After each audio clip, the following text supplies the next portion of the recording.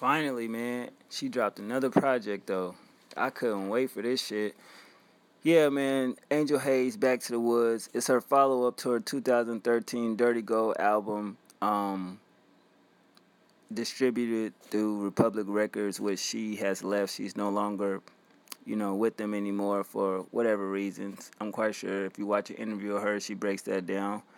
Throughout this album, you get a lot of her trauma, her mental illness, and her raw human wounds, from dealing with life. She also used to date model Ireland Baldwin, you know what I mean? So throughout this project, where she raps and sings, you get a lot of songs about, her personal life, things she going through on the inside, as far as the rap industry, her relationship, her personal demons. And if you listen to her Dirty Go album, you definitely feel it's a difference between the two. But definitely she's back to getting to what she back to getting to. And I can appreciate that.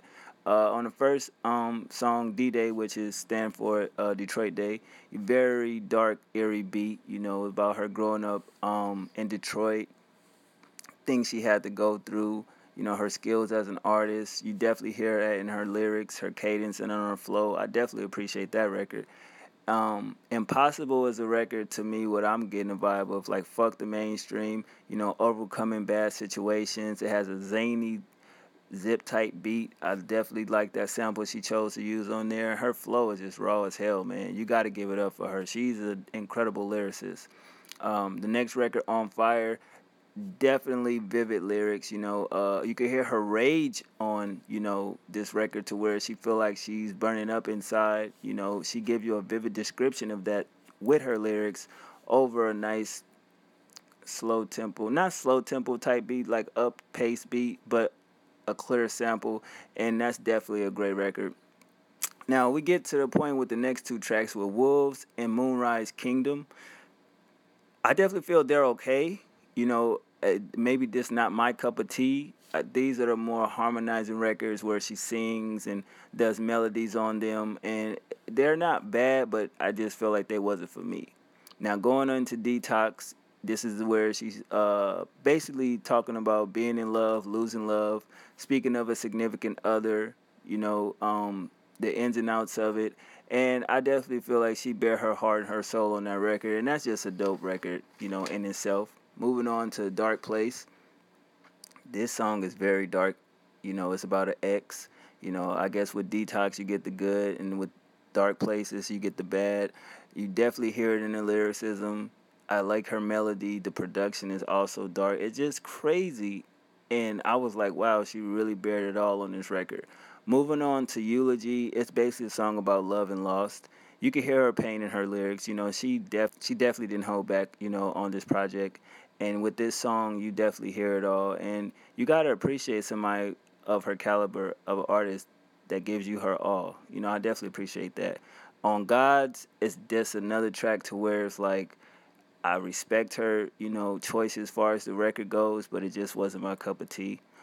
Babe Ruthless is number 10. She just went in, spitting bars, flow crazy. The beat is just so hip hop. It's just, she murdered that track. It's nothing more to say about that. Definitely one of the diamonds on the song, in my personal opinion. Bruises is number 11. Another song, relationship vibe, love and loss at the same time, giving you her ins and outs of a bad situation, a good situation that basically turned bad. And if you ever been in love, male or female, you definitely can appreciate the record for what it is. It has a nice melody as well. I appreciate that. Expose is the next track.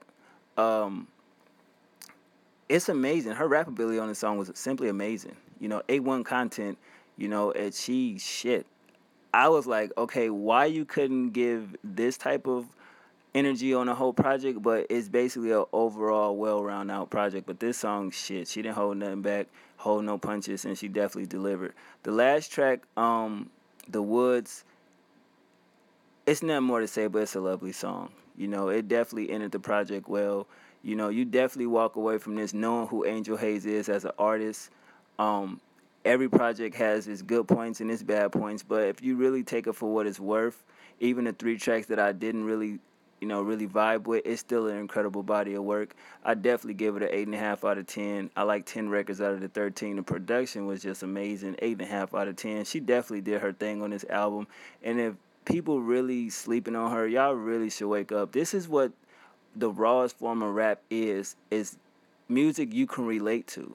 And if you can't relate to this in any instance, even if she is a female artist, but the topic she's talking about, it's just real everyday life, what she's been through to be so young. I think she's what, 25 maybe, and she just gave it all on this album. And shout out to her, because I watched, I think, one interview she was on, and she was speaking of certain things as far as the industry, as far as her personal life, and she's a lesbian at that, so you really got to take everything into accord, artists like that, as far as how the energy, the industry try to, basically change you and whitewash you to make you do these sappy poppy records, and she really wasn't for it. So I could appreciate Angel Hayes for standing up and believing in what she believes in.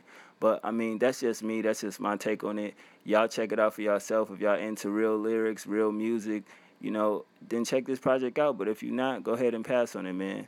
Y'all been easy. One.